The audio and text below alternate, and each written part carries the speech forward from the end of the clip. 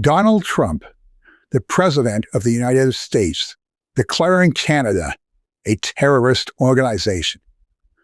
Are you crazy? Like, think about what that statement says. If I would have made that statement in the past, even a few months ago, people would have thought I was insane. I was fringe. I was one of the conspiracy theory kooks.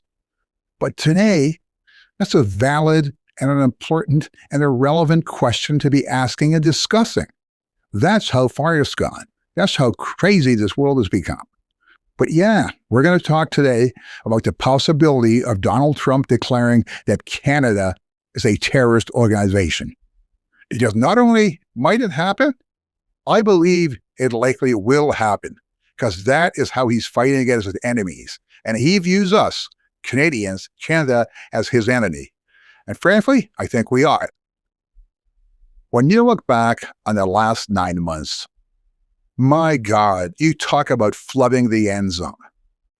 Day after day after day, the things coming from Trump, the corruption, the lies, the misdeed, the crimes.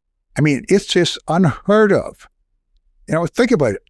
The corruption, billions of dollars, the cryptocurrency scandals, what he's done, the Epstein files, protecting himself and his billionaire oligarchy buddies from pedophile and sex abuse charges, tariffs, the economy, destroying relationships with countries that have been trading peacefully and prosperously for generations.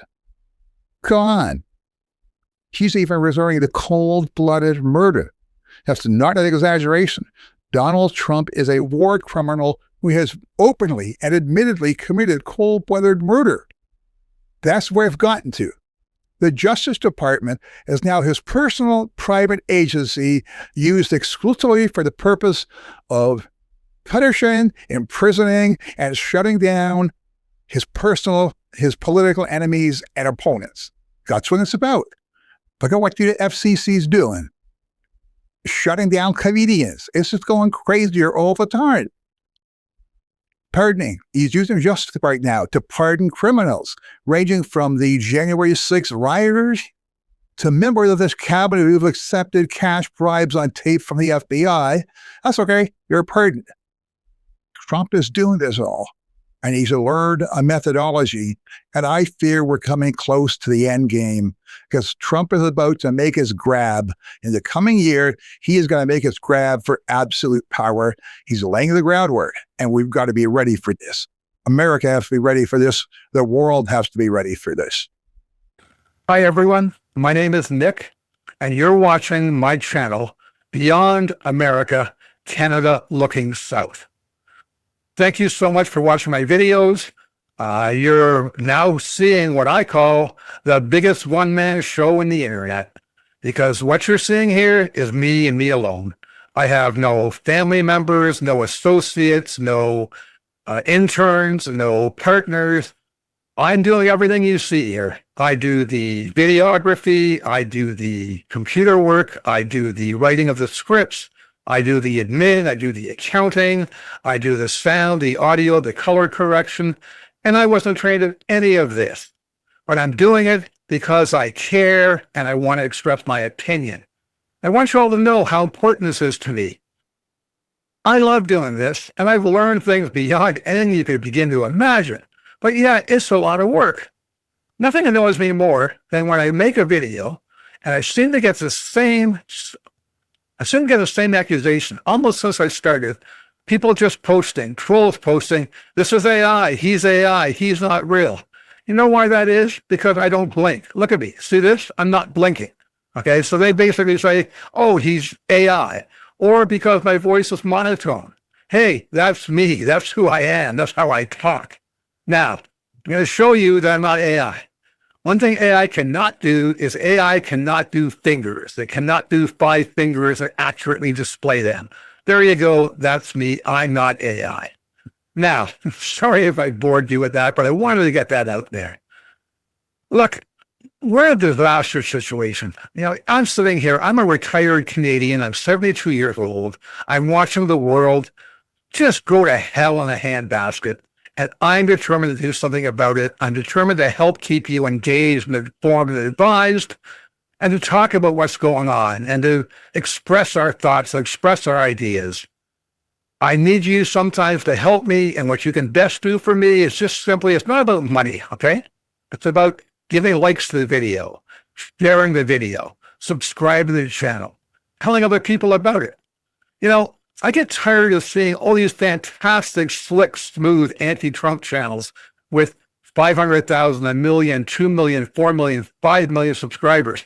They're great. I love those channels. They're doing a great job, but they are not grassroots independent media. They are huge corporations with dozens and dozens of employees and millions, if not tens of millions of dollars of income or revenue coming in, and power to them. But I want you to understand, please don't try to compare me to some of the big channels, because that's not it. What you get here is reality. It may not be slick, it may not be professional, but it's me and it's honest. So thank you very much, and let's get back to that video. Here now is where it gets really interesting and devious. Donald Trump, despite appearances, is not a stupid man. Ignorant, yes. Stupid, not so much. He's figured out a few things.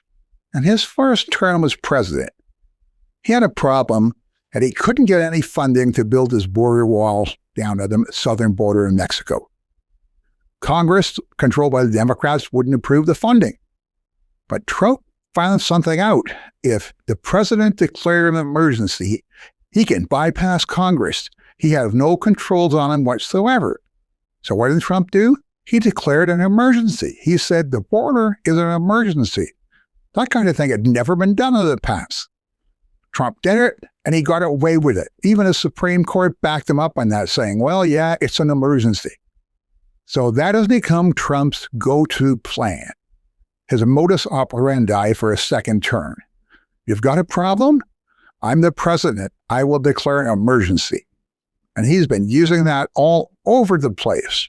I mean, Trump is not allowed by law, by the Constitution, to make tariffs. That's only up to Congress, not the president. How come Trump is making all those tariffs?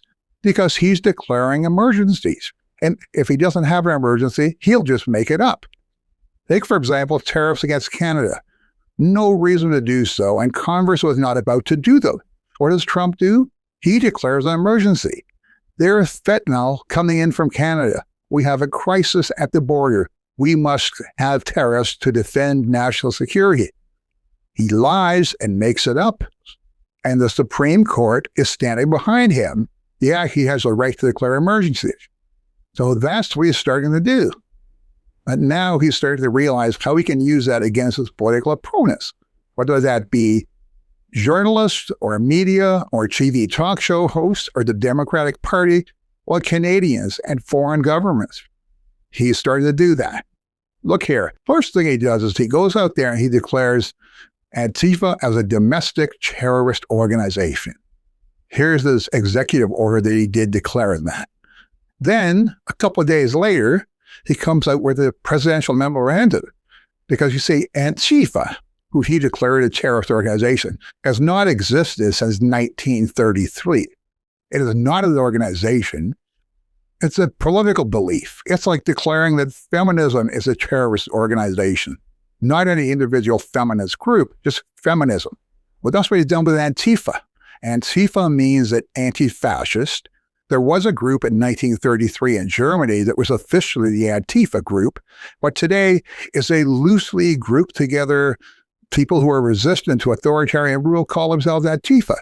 But Trump has now declared that they are a terrorist organization. In order to do that, he has to define what they are, and this document helps him to do that. So what does he say Antifa is? Well, look at the wording. What he says here is, there are common, recurrent motivations and indicia uniting this pattern of violent and terroristic activities under the umbrella of self-described anti-fascism. These movements portray foundational American principles, for example, support of law enforcement and border control, as fascist, to justify and encourage acts of violence. This anti-fascist lie has become the organizing, rallying cry used by domestic terrorists to wage a violent assault against democratic institutions, constitutional rights, and fundamental American liberties. Look at what he's doing. He's declaring a political belief of anybody opposed to him as terrorists. Then he gets specific. The common threads animating this violent conduct include anti-Americanism, anti-capitalism, anti-Christianity, extreme views on migration, race, and gender. And here's the real kicker of it: hostility towards those who hold traditional American views on family, religion, and morality. Yeah, if you fall into any of those categories, you are, by definition of the U.S. government now, a terrorist. And my question is, what does that do to Canada again, right? He goes on here. The groups and entities that perpetuate this extremism have created a movement that embraces and elevates violence to achieve political outcomes. There you got it. So Trump has found his method to declare his enemies terrorist organizations, which lets him do anything he wants to them. Legal protections are gone. Court protections are gone. Needing support from Congress to declare war are gone. And that's what he's trying to do, and that's what he's working on. This channel is Beyond America, Canada Looking South. Here are a few other videos you might be interested in.